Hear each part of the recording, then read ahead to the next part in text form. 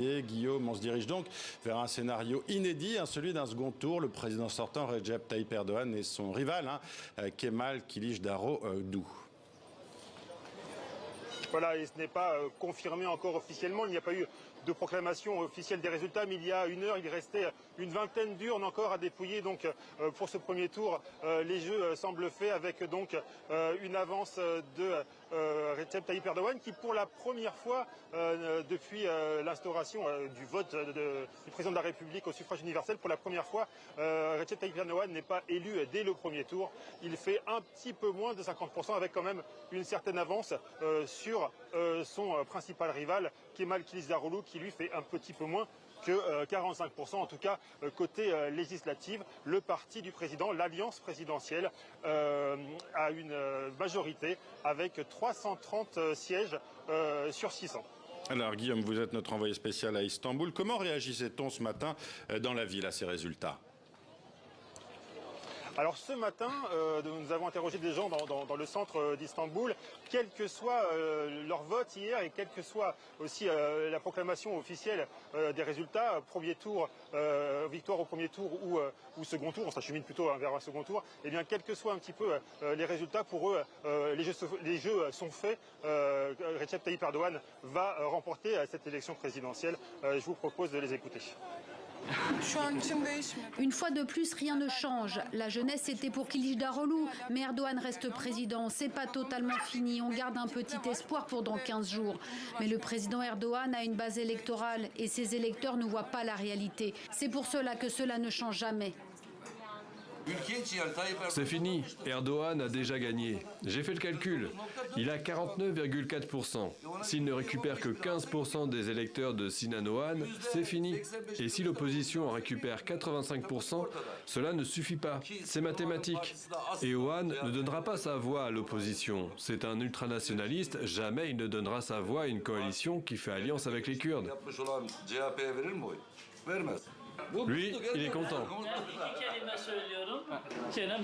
Oui, tout s'est bien passé pour notre pays. Il n'y a pas eu de pression, les élections se sont bien déroulées. Il n'y a pas eu de bagarre, la démocratie a gagné. Voilà, Guillaume, on vient d'entendre ce monsieur qui se faisait coiffer. Le troisième homme de cette présidentielle, c'est Sinan Oğan, politicien d'extrême droite. On imagine qu'il va être très courtisé d'ici le 28 mai prochain. Oui, Sinan Oğan, c'est un petit peu l'invité surprise de cette élection présidentielle. Le troisième homme, le faiseur de roi, c'est un transfuge du MHP, le parti nationaliste allié avec Recep Tayyip Erdogan depuis 2018. Son programme est assez simple, il est xénophobe, anti-immigration, anti-syrien, anti-étranger.